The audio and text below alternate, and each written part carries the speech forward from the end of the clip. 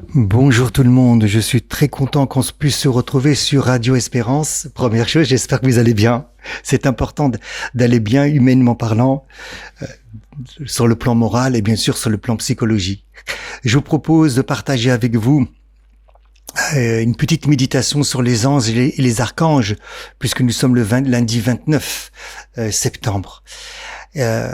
Nous allons essayer d'explorer ce qu'on peut explorer en peu de temps. Hein. Voilà, les anges et les archanges, on ne pourra pas tout parler. Leur mission, leur rôle dans nos vies spirituelles, à partir de la Bible et puis à partir bien sûr de la tradition catholique, puis peut-être aussi en comparant la vision juive et la vision catholique aussi. Voilà. Donc déjà le mot ange veut dire messager en grec. Déjà premièrement. Comme en hébreu. En hébreu, on dit malach, c'est un messager céleste.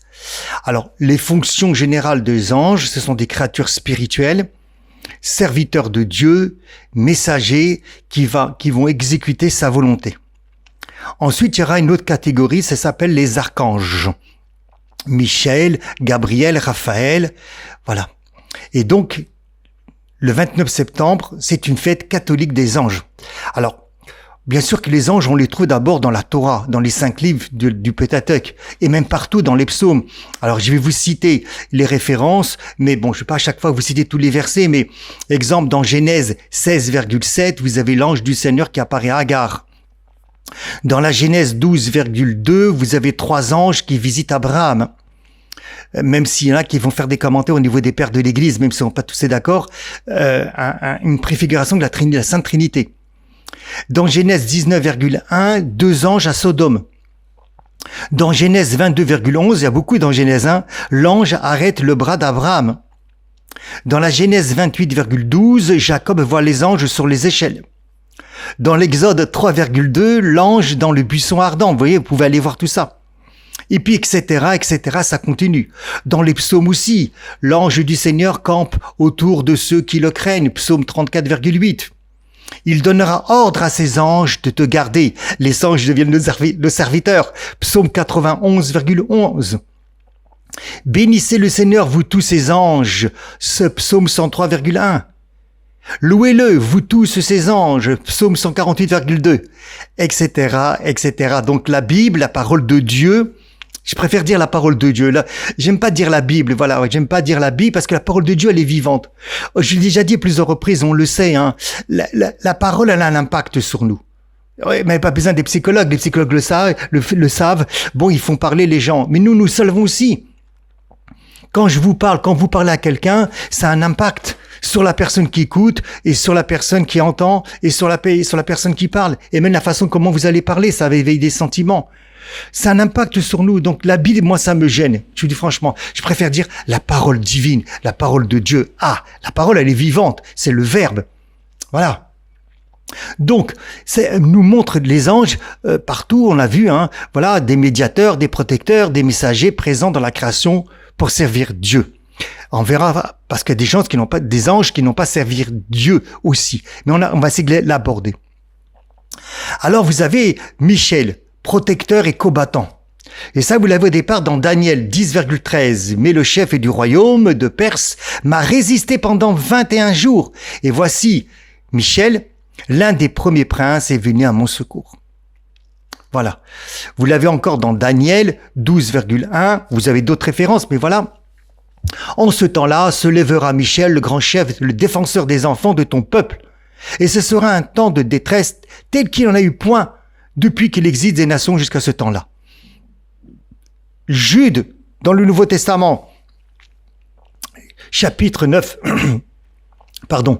Or, l'archange Michel, lorsqu'il contestait avec le diable, il lui disputait le corps de Moïse. Ne nous a pas porté contre lui un jugement injurieux, mais dit que le Seigneur te réprime. Je rentrerai peut-être plus tard dans ce sujet-là intérieurement, si on a le temps, ou une autre fois, c'est extrêmement intéressant par rapport au corps de Moïse. L'Apocalypse, il y a eu des guerres dans le ciel, il y a les anges, Michel, et ces gens qui ont combattu contre le dragon. L'Apocalypse 12, chapitre 12, verset 7 jusqu'au verset 9. Et le dragon et la grande et il fut précipité le grand dragon et le serpent ancien appelé le diable Satan. Voilà.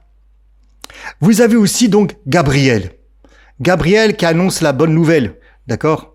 Voilà, il y a Gabriel aussi qui annonce la bonne nouvelle. Nous le voyons aussi bien évidemment dans Luc, le chapitre 1, l'ange Gabriel qui annonce les bonnes nouvelles. Il y a Raphaël, le guérisseur. Nous avons Tobie, 12,15. Je suis Raphaël, l'un des 7 anges devant Dieu. Voilà. Donc, s'il va guérir le fait que Tobie, la cécité, du Père pour chasser l'esprit mauvais. Voilà. Donc, on peut retrouver cette théologie catholique des anges dans un enseignement général, dans le catéchisme de l'Église catholique. Le numéro, si vous voulez aller voir, de 328 à 336.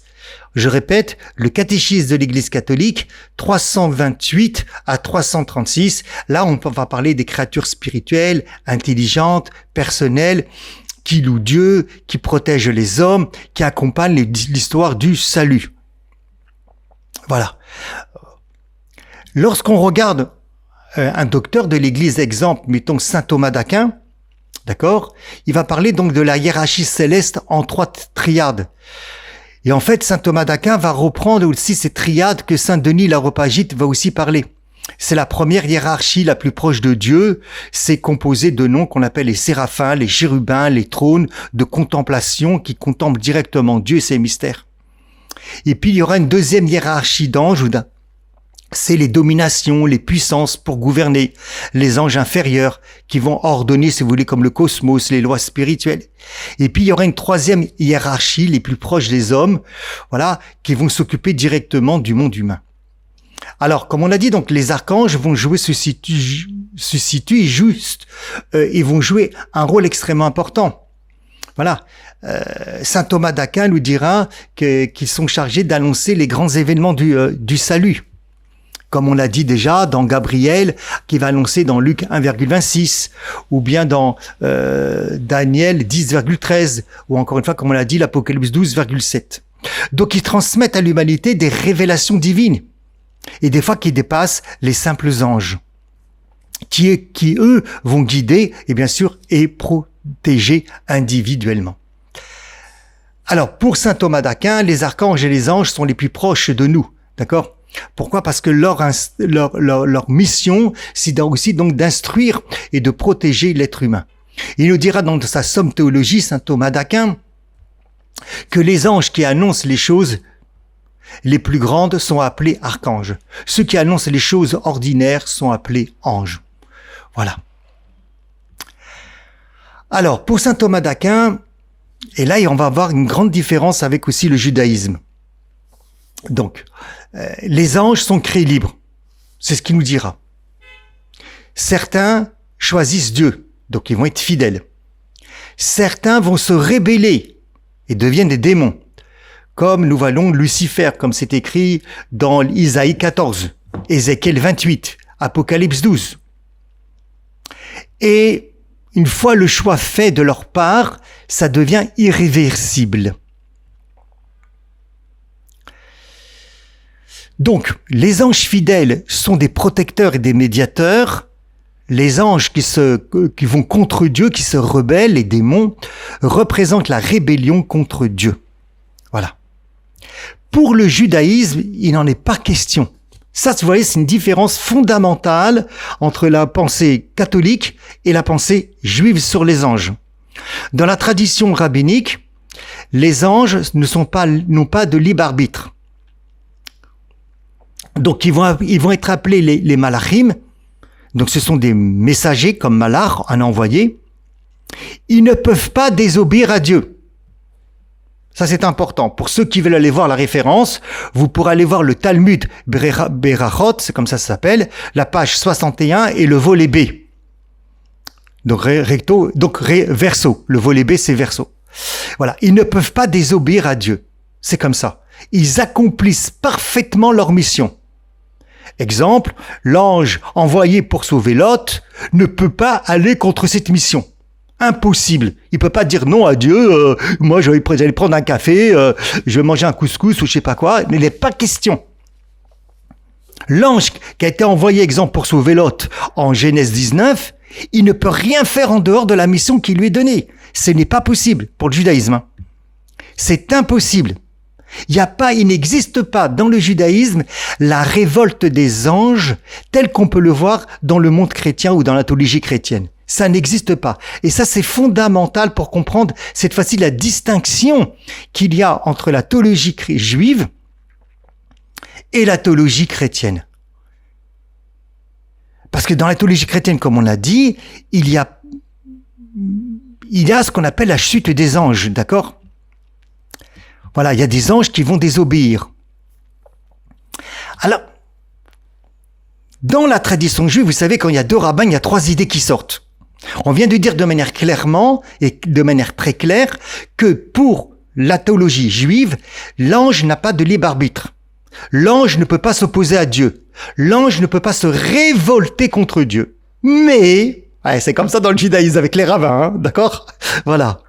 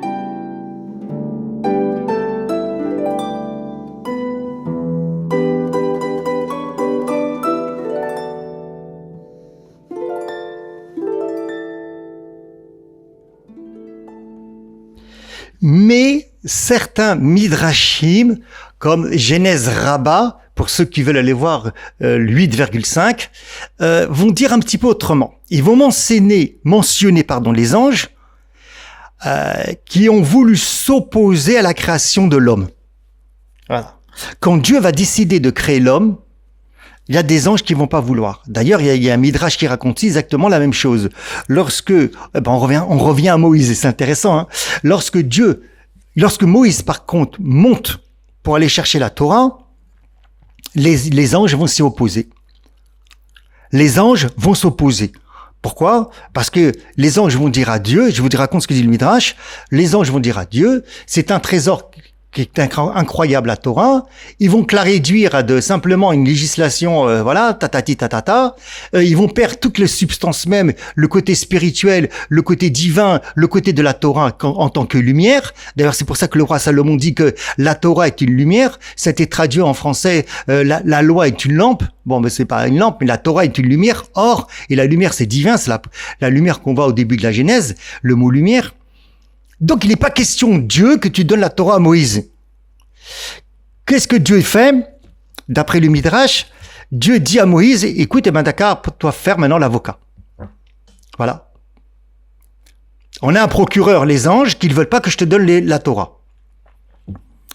Bon, alors Moïse va défendre. Il va argumenter, d'accord ? Et donc Dieu va donner donc la Torah à Moïse. Donc là on voit déjà une discussion, une opposition que les anges vont s'opposer au décret ou à la pensée de Dieu de vouloir donner la Torah au peuple hébreu. Autre midrash, et celui-là dont je voulais vous parler aussi, que dans Genèse Rabbah 8,5, nous avons une opposition des anges à la création de l'homme. Voilà. Et d'ailleurs, dans le chapitre 6, on dit que Dieu regrette d'avoir créé l'homme parce que l'homme, ses pensées de l'homme ne sont que tordues, excusez-moi du terme. Voilà. Donc les anges, ils avaient raison. Ils disent, nous, on veut pas que tu crées l'homme. Donc ils ont un droit de parole, en fait, dans le Midrash, dans la tradition juive. D'accord ? Et c'est pour ça que les anges qui sont tellement dans la vérité, ils voient la vérité, ils voient les choses, ils disent, ne crée pas l'homme. Il est plein de mensonges, il est plein de violence. Je ne veux pas que tu le crées. Donc ils ont un droit de parole. Ils n'ont pas un droit d'aller dans la désobéissance que Dieu va leur assigner une mission, mais ils ont un droit de parole. Ils donnent leur avis. Voilà. D'ailleurs, pour la tradition juive, lorsque c'est écrit « Faisons l'homme à notre image, à notre ressemblance », la tradition rabbinique, les commentaires vont dire qu'il a consulté les anges. Et c'est pour ça que ce serait un pluriel. Bon, donc les anges, ils disent « Non, on n'en veut pas. Ne crée pas l'homme, il est plein de mensonges et plein de violence. Ce n'est pas la peine. » Dieu va leur répondre. Et ça, encore là. Quand on va voir la réponse de Dieu, quand on le voit de manière christologique, de manière Paul, j'allais dire chrétienne, mais peu importe, de manière christologique, tu te dis, waouh! Et c'est le Midrash qui le rapporte. Hein. Le Midrash, il dit, il va pas s'opposer à ce que les anges disent, que l'homme est plein de mensonges et de violence. Et d'ailleurs, on le voit encore une fois dans la Genèse 6, où Dieu dit « Je regrette d'avoir créé l'homme parce que son cœur, il a des penchants complètement tordus à chaque fois. Il ne pense qu'à faire le mal. » Genèse 6. Dieu répond aux anges « Je vais jeter la vérité dans la terre. Et la terre, émet mes restismar. La vérité sortira de la terre. » 85,12. Et la vérité, c'est quoi? Qui est la vérité? Rappelez-vous la question de Pilate. Qu'est-ce que la vérité? Mais Pilate, Jésus répond pas. Il dit pas qu'est-ce que la vérité.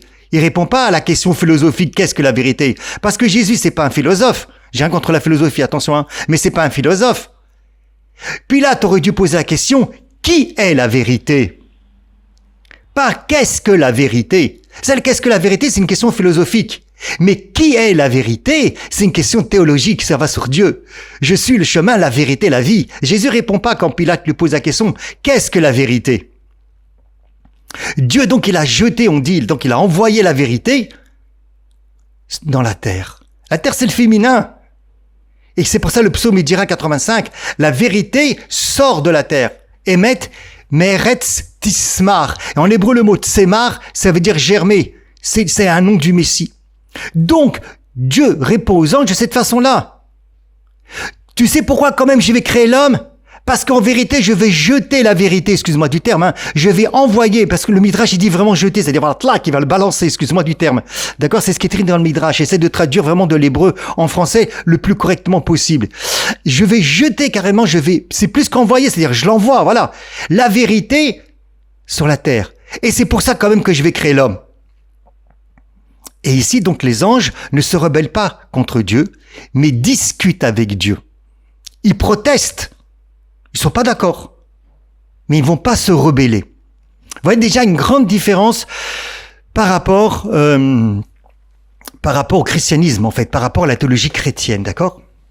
Alors, c'est important de comprendre aussi comment on va parler des anges déchus ou les fils de Dieu dans Genèse 6,2 par rapport au judaïsme, par rapport aux anges, par rapport aux archanges.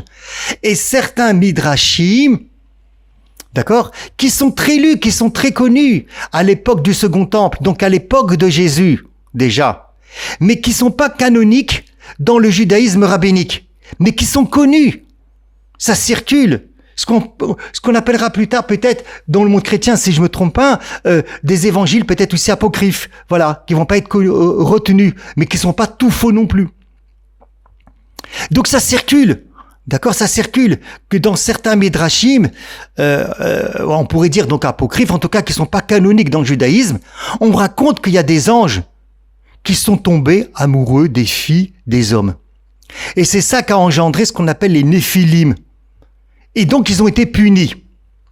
Ça, c'est Genèse 6,2. Mais encore une fois, La tradition rabbinique classique interprète ce passage de manière différente. Ce ne va pas être des anges, ça va être des juges ou des puissants qui ont abusé de leur pouvoir.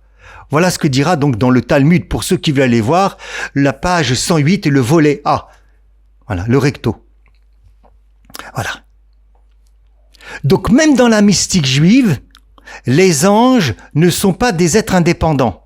Ce sont comme des énergies, je sais pas si on dit ça, des êtres créés qui issus de la parole de Dieu.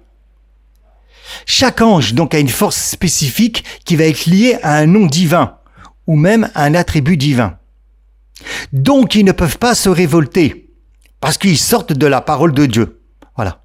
Ils sont pas des créatures libres. Ils sont pas comme l'homme. La seule personne qui peut se révolter contre Dieu, c'est l'homme. On est dans le judaïsme. Hein. Les anges ne peuvent pas. Ce n'est pas possible. Alors, comment on va parler des anges négatifs dans le judaïsme? C'est intéressant. Alors, on va parler des anges qui sont du côté, ce qu'on appelle en hébreu, de la sitra hara. C'est-à-dire, en fait, en araméen, de l'autre côté, du côté mauvais, des forces de rigueur et des destructions. Ce sont des anges qui sont mauvais, qui vont vouloir détruire les choses, qui sont autorisés par Dieu à exister, mais uniquement dans les limites fixées par Dieu. Voilà. Parce que Dieu est l'unique créateur. Point barre. Tout ce qui existe, y compris les anges qui sont pas bons, y compris les anges qui sont bien, tous ont été créés par Dieu. Il n'y a rien d'existence autonome. Et c'est basé sur un verset pour le judaïsme, le verset du Deutéronome 4,35, il n'y a rien en dehors de lui. Voilà. Et sur un autre verset très important, hyper important de Isaïe 45,7, je forme la lumière, je crée les ténèbres, je fais la paix et je crée le mal. Ça, c'est un verset central de la pensée rabbinique. Dieu est à l'origine de tout. De tout. Donc même du mal. C'est pas simplement que Dieu permet le mal, c'est Dieu qui est à l'origine, je crée le mal. Voilà ce que dit Isaïe 45,7. On verra comment ces versets-là sont vus dans la pensée chrétienne. Hein. Mais je vous parle de la pensée juive là maintenant, d'accord? Donc il a créé parce que c'est un outil pour lui dans son plan. Voilà. Comme ça, il est vu dans la tradition juive, d'accord?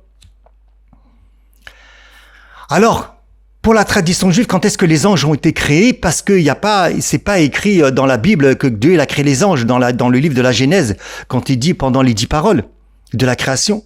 Et donc, toujours selon le Midrash, toujours le même de Bereshit Rabbah, Dieu va créer les anges le 2e jour de la création. Et que les démons, donc les anges démons, ont été créés au crépuscule du 6e jour. Voilà. Mais tout ça, encore une fois, ce sont des entités créées par Dieu, d'accord, et qui opèrent ici. Voilà. Ils n'ont donc aucune vitalité propre. Ils tirent toute leur énergie d'un flux divin, pas d'eux-mêmes, et en plus, ils ont été créés comme ça. Voilà. Donc ça, c'est très important, pour bien comprendre après la différence avec les théologies catholiques sur le même verset de Isaïe.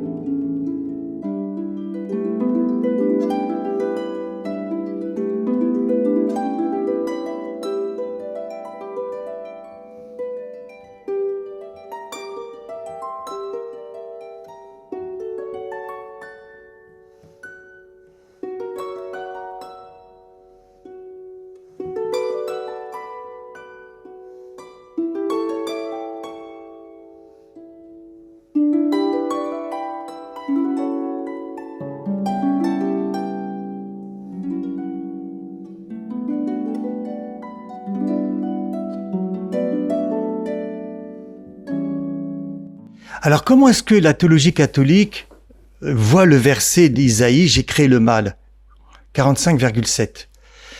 Déjà, premièrement, la théologie catholique refuse de dire que Dieu crée le mal. Ce n'est pas possible. Et là, encore une fois, donc il y a vraiment une distinction à faire entre la théologie juive ou la tradition rabbinique juive et la théologie catholique. Vous voyez, des fois, il y a des proximités. Des fois, je viens pas abolir mais accomplir. Mais des fois, il y a des grandes distinctions. Et ça, c'est important. Donc, les traditions chrétiennes écrivent souvent par rapport à ce verset, au lieu de dire j'ai créé le mal, la calamité. Voilà. Mais c'est pas Dieu. D'accord?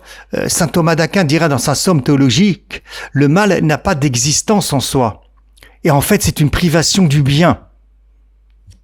Tandis que pour la théologie juive, Dieu a créé le mal pour un projet.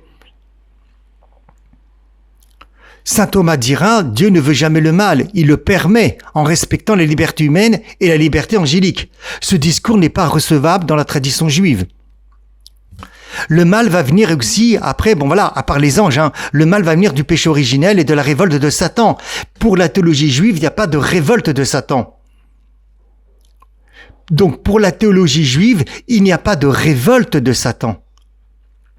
Pour la théologie catholique, oui. Et ça, c'est extrêmement important. Dieu permet, voilà. Dieu permet. Et lorsque même les Juifs vont aborder Isaïe 14, ils vont pas voir Lucifer lorsqu'ils vont voir l'étoile du matin, fils de l'aurore. D'accord? Ils vont voir une métaphore du roi du Babylone. Mais pas comme un ange déchu, pardon. Pas comme un ange déchu. Lorsque Isaïe va nous parler dans chapitre 14, l'étoile du matin, le fils de l'aurore. Non, ça c'est une métaphore du roi de Babylone, mais c'est pas un ange déchu. Et lorsque tout d'un coup, on va apporter Ézéchiel 28, on nous parlera pas de Satan là-bas dans Ézéchiel 28. Je laisse aller voir ce qu'ils disent dans Ézéchiel 28. Ouvrez la Bible, c'est important aussi. Ouvrez la Bible, allez voir, ouvrez la parole de Dieu. On parlera du roi de Tyr, mais pas de Satan. Eh bien, c'est bien évidemment l'Apocalypse 12 n'est pas retenu comme une source juive. Voilà. Ça, c'est évident, d'accord? Dans Isaïe 14,12, quand on parle l'étoile du matin, fils de l'aurore, comme je dis, donc c'est le roi de Babylone, et Rachi dira, c'est la métaphore de l'orgueil du roi de Babylone qui s'est élevé au-dessus de tous, mais qui finit humilié. Voilà. Pour un autre commentateur rabbin très connu qui s'appelle David Kimri, c'est pas un ange, c'est une figure rhétorique. D'accord? Le roi se croyait divin. Voilà. Mais pas du tout Satan. Et ça, c'est très important. Voilà. Et la même chose dans Ézéchiel 28, verset 12 à verset 19. Voilà. C'est exactement la même chose aussi. Donc ça, c'est une grande différence, encore une fois, vous voyez, de lecture. D'accord, de regard, voilà. Il n'y aura pas non plus de rôle de hiérarchie d'ange dans la théologie juive. Les anges, ils ont une mission, voilà, qui sont appelés Sépharim, qui sont appelés Chayot HaKodesh, ou bien même Ophanim. Chayot HaKodesh, on voit dans Ézéchiel, les Ophanim, les roues, on le voit dans Ézéchiel aussi. Voilà. Ils vont être appelés des princes Sépharim aussi dans Daniel, mais ils n'ont pas une hiérarchie. Voilà. Il y a pas une hiérarchie. Donc on voit bien la différence. Ça, c'est très important. Maintenant, lorsqu'on plonge dans la mystique catholique, alors les archanges et les anges vont avoir aussi un autre regard. C'est extrêmement intéressant. Complémentaire. Il y a Sainte Hildegarde de Bingen qui dira que Dieu est la plus brillante des lumières qui ne peut jamais être éteinte et les cœurs des anges émettent de la lumière de la divinité. Voilà. Les anges sont de purs éloges, sans aucune trace d'acte corporel. Voilà ce qu'elle nous dira. Et elle nous dira encore, les anges qui brillent comme les étoiles ressentent de la sympathie pour notre nature humaine, et donc ils nous fréquentent. La question est de savoir, est-ce que moi, je fréquente les anges? La question de savoir, est-ce que moi, je fréquente même mon ange gardien? Ça serait intéressant de reparler peut-être de son ange gardien aussi. Vous voyez? En tout cas, elle nous dit que les anges qui brillent comme des étoiles ressentent de la sympathie pour notre nature humaine. Ils nous fréquentent. Est-ce que nous les fréquentons? Alors bien sûr, le 29 septembre, il y aura une fête très solennelle, on va chanter, on va prier, mais concrètement dans notre quotidien, est-ce que nous les fréquentons et est-ce que nous fréquentons notre ange gardien? Voilà. Saint Thomas d'Aquin, qu'on a déjà cité, que je recite, dira dedans aussi, que Dieu est le professeur et le gardien universel, si vous voulez, de l'humanité, mais son enseignement à l'humanité aussi des fois véhiculé par les anges. Les anges nous apprennent des choses. Voilà. Ils nous apprennent aussi des choses. Pour Saint François de Sales, Saint François de Sales nous dira que Dieu nous envoie souvent des inspirations par le biais de ses anges. Et donc pour lui, il dit que on est appelé à les honorer et à les fréquenter. Donc, est-ce que je prends conscience que des fois, les inspirations que je peux avoir ne vont pas venir directement dans ce qu'on dit de l'Esprit Saint, mais des fois, Dieu envoie des anges pour nous inspirer. Et il dit lui carrément donc qu'on doit les honorer et qu'on doit aussi donc les fréquenter. Et les fréquenter.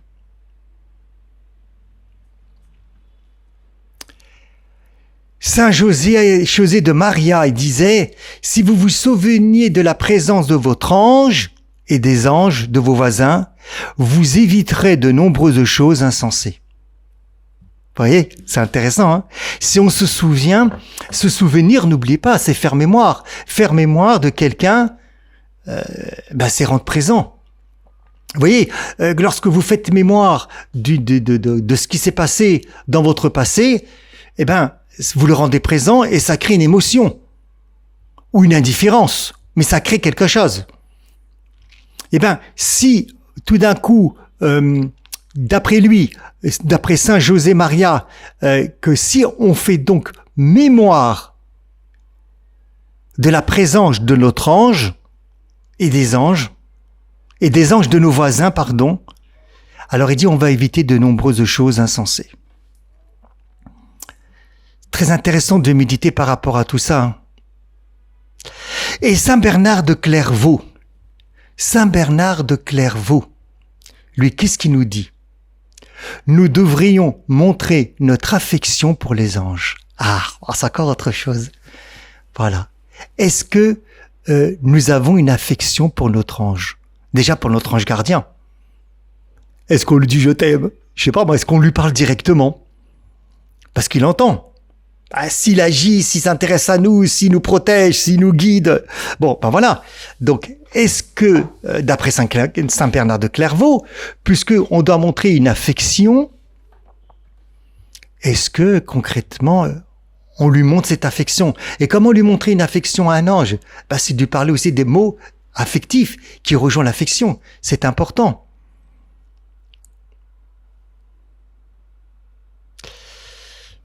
Il nous dira, Dieu aime dans les séraphins comme charité et révèle dans les archanges comme lumière.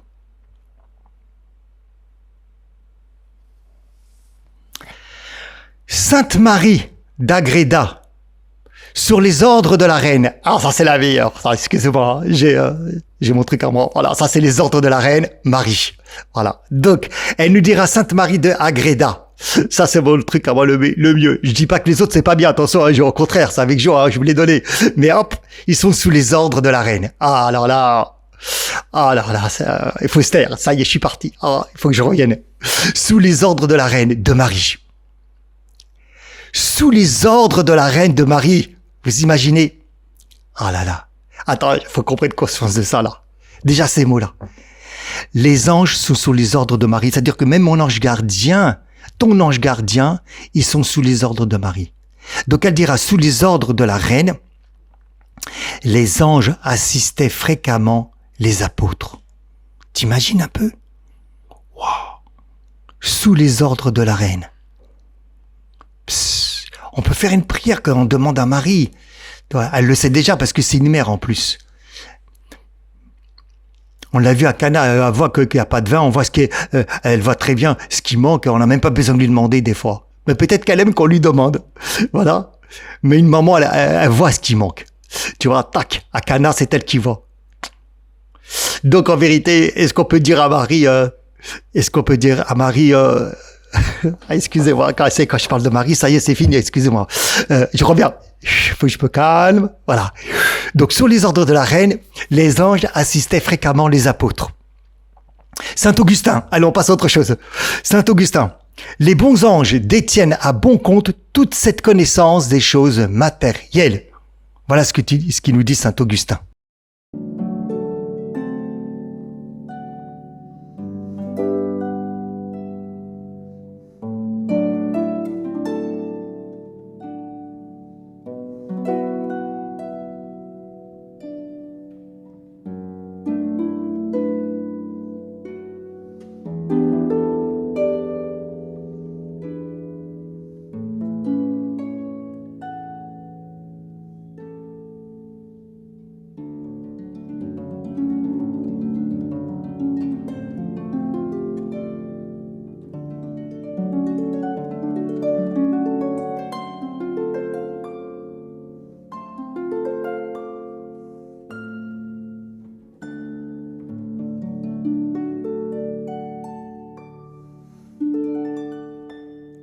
Continuons à méditer donc ce que les mystiques ou les pères de l'Église ont pu dire sur les anges.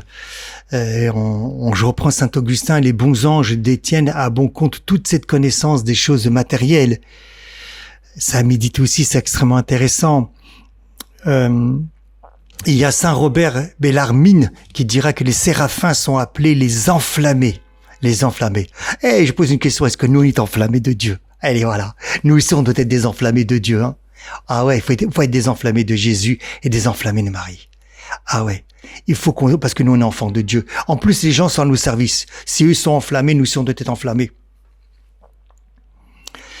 Saint Jean de la Croix, comment ne pas citer Saint Jean de la Croix, où il dira que toutes les œuvres des anges et les inspirations sont également accomplies et même accordées par Dieu. Voilà.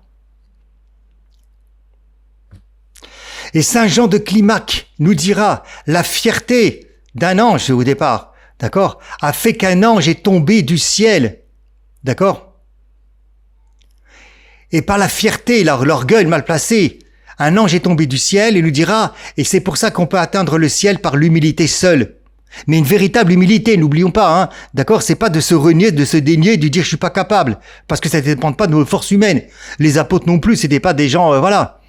D'accord. Et même Moïse, quand on fait le personnage ensemble de Moïse, et là maintenant même le personnage de Ruth, Moïse il bégayait. Et rappelez-vous, la véritable humilité de Moïse, comme c'est écrit dans les livres de Deutéronome et dont on a parlé déjà, comme Dieu dira dans le livre de Deutéronome, l'homme le plus humble de la terre, il dira c'est Moïse. Vous imaginez? Voilà ce qu'il dit le Verbe de Dieu qui n'est pas encore incarné. On n'a pas deux dieux, hein, c'est le même Dieu. L'homme le plus humble de la terre, c'est Moïse. Moïse, il savait qu'il était prophète, hein. Il parlait avec Dieu directement. Il n'a pas renié son charisme, ce que Dieu lui a donné. Il l'a mis au service de la communauté. Ça, c'est une chose. Et c'est ça la véritable humilité. C'est pas de raser les murs. C'est pas de dire, ah non, moi, je suis qui, mais ça dépend pas de toi. Et puis, ça dépend pas de qui tu es. Et d'ailleurs, c'est ce que Jésus dira aussi à Pierre quand il proclame, tu es le Messie, fils de Dieu. Ça ne vient pas de toi. Et c'est ça aussi la beauté du christianisme. Ça ne vient pas non plus de la capacité humaine. Ça veut pas dire qu'il faut pas avoir des capacités, attention, hein. D'accord, c'est pas fromage ou dessert. Donc la véritable humilité, c'est de reconnaître ce que Dieu m'a donné comme charisme, comme don, pour les mettre au service de la communauté, au service de l'Église, au service de l'humanité, au service des gens. Ça, c'est la véritable humilité. Et donc, ce n'est pas de s'enorgueillir, d'avoir le pouvoir. Comme il voulait l'ange, avoir le pouvoir. Et comme d'ailleurs le serpent l'a proposé à Ève d'être comme Dieu, pour avoir le pouvoir. Non.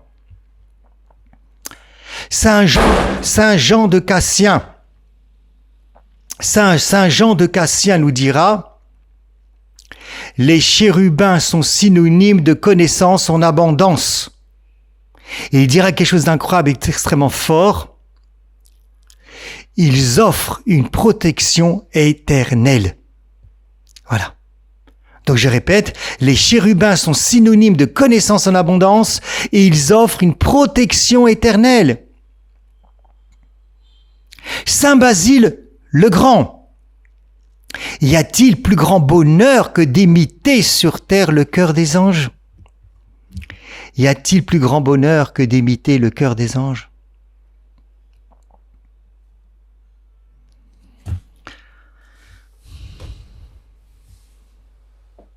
Saint François d'Assise nous demandera de converser avec les anges dans le ciel. Saint Alphonse Liguori, les pouvoirs de l'enfer assiéront le chrétien mourant, mais son ange gardien viendra le consoler. Ah ben ça va. Moi j'espère que c'est Marie qui viendra me consoler. Et n'oubliez pas mes frères et sœurs, hein, vous priez pour moi si je dois partir quand je partirai de ce monde le 24 décembre au soir. Je vais partir le jour de Noël. Voilà, c'est la demande que je fais à Dieu.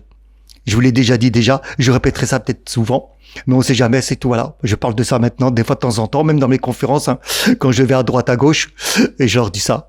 Donc, j'espère que mon ange gardien viendra aussi me consoler. Il faut avoir il faut pas j'espère, c'est sûr, parce que Saint Alphonse Liguori, ce qu'il dit, c'est la vérité. Les pouvoirs de l'enfer vont assaillir le chrétien qui va en train de mourir, mais son ange gardien va venir le consoler. Bon, alors moi, je vais demander, Marie vient me consoler aussi. Voilà. Et en même temps, comme si une mère juive, on peut demander plusieurs choses. Voilà. Et je vais demander de partir le 24 au soir, au mois de décembre. 24 au soir. Comme ça, mon âme va fêter Noël. On continue. Saint Vincent Ferrier. Soyons comme les saints anges maintenant. Nous devons apprendre les manières des anges. Voilà. Nous devons apprendre les manières des anges. C'est intéressant, hein? Alors, il y en a eu d'autres, comme on a dit. Il y a Sœur Marie de Jésus de Agreda, comme on a dit, qu'elle a eu des visions, comme on a dit, voilà, de la Reine des Anges. Il y a les pères de l'Église, bien évidemment. Leur témoignage sur les anges. Origène, exemple. Origène, il dira, chaque fidèle est assisté d'un ange dont le Christ atteste qu'il contemple sans cesse la face du Père. Cet ange prie avec nous et porte nos demandes à Dieu. Voilà. Ça, c'est ce que dira donc Origène. Eusèbe de Césarée. Dieu leur a donné des préposés, les saints anges en guise de bergers et de pasteurs. Voilà. Saint Jean Damascène. Saint Jean Damascène, les anges gardent les parties de la terre, président au peuple, nous assistent toujours. Voilà. Nous assistent toujours. Saint Anselme, imitez en tout la vie des anges, que cette contemplation soit votre maîtresse. Bon, ma maîtresse, je préfère Marie. Bon, c'est pas grave, je vais pas le contredire, mais ma maîtresse, c'est Marie. Bon, alors voilà, que je peux rien y faire, mais en tout cas, les anges, voilà, imitez en tout la vie des anges. Et de toute façon, la vie des anges, à mon avis, les anges, ils doivent imiter maintenant la vie de Marie. Voilà, donc en imitant la vie des anges, on imite la vie de Marie. Ça, c'est mon truc à moi, hein. Voilà. Bien évidemment. Beaucoup ont parlé, bien évidemment. Beaucoup ont parlé, on ne pourra pas tout mettre véritablement. Il y a Saint Basile qui a parlé, Saint Ambroise, Saint Jean Chrysostome, Saint Jérôme, Saint Bossuet qui a parlé, qui ont tous affirmé cette vérité de plusieurs façons, de manière différente, de la dignité de notre âme chrétienne à avoir une relation avec l'ange. Et déjà depuis aussi notre naissance. Depuis aussi déjà notre naissance. Voilà. Et puis, bien sûr, il y a les mystiques. Hein. Les mystiques, lorsqu'on prend Sainte Thérèse d'Avila, dans son chapitre, dans la vie de Thérèse d'Avila, dans le chapitre 29, l'abbé nous dit, notre Seigneur daigna parfois me concéder une vision de ce genre. Voilà ce qu'elle dit. Je vis un ange près de moi, à ma gauche, en chair et en os. Il n'était pas grand mais petit, très beau, et son visage resplendissait, comme s'il était un des anges les plus élevés, qui semble être tout feu. Je vis qu'il tenait une longue lance d'or, au fer, de laquelle il me semblait qu'il y avait un petit feu. il me parut qu'il la portait quelquefois dans mon cœur jusqu'à percer mes entrailles. Lorsqu'il la retirait, je me crus même arraché. Il me laissait tout en feu d'un grand amour de Dieu. La douleur était si forte que je soupirais, mais la douceur excessive de cette souffrance me faisait ne pas désirer qu'elle cessât. L'âme est maintenant satisfaite de rien que de Dieu seul. La douleur n'est point corporelle, nous dira-t-elle, mais spirituelle. C'est une caresse d'amour si douce entre l'âme et Dieu. Et je prie Dieu, nous dit-elle, par sa bonté, qu'il la fasse expérimenter à qui pourrait penser que je mens. Waouh, c'est magnifique. Je vous répète, c'est Sainte Thérèse d'Avila, dans son extrait de la vie, c'est dans l'extrait du livre qui s'appelle « La vie de Thérèse d'Avila », dans le chapitre 29. Waouh, c'est magnifique. Oh là, ça aussi c'est magnifique. C'est incroyable. Non, là, il faut, je sais pas, est-ce que vous êtes imprégné des mystiques catholiques, des lectures, des méditations des mystiques catholiques? Parce que ça nourrit notre âme aussi, comme voilà Sainte Thérèse d'Avila. C'est pas pour ça qu'il faut devenir carme, attention, hein. Voilà. Ô âme vilaine, tu as laissé ta dignité, tu es faite sœur aux anges, et maintenant tu es devenue un animal objet. Sainte Catherine de Sienne, voilà ce qu'elle nous dira. Mais il y a aussi, et je ne sais pas si j'aurai le temps, Sainte Marguerite Marie Alacoque, qui a expérimenté aussi et a eu les invocations des anges. Dieu veut l'union des anges et des hommes, si vous pouvez combiner leur dévotion. Voilà ce qu'elle dira. Je pense que le divin cœur se réjouira. Il veut une dévotion particulière aux anges, qui sont faits pour l'amour, l'honneur, pour le louer dans le sacrement divin. Donc si nous étions davantage unis, les anges pourraient intercéder pour nous dans sa divine présence, pour le glorifier, pour l'aimer. Ce serait bénéfique pour nous et pour tous ceux qui l'aiment, et cela réparerait l'irrévérence dont nous faisons preuve en sa sainte présence. Amen et dans la joie.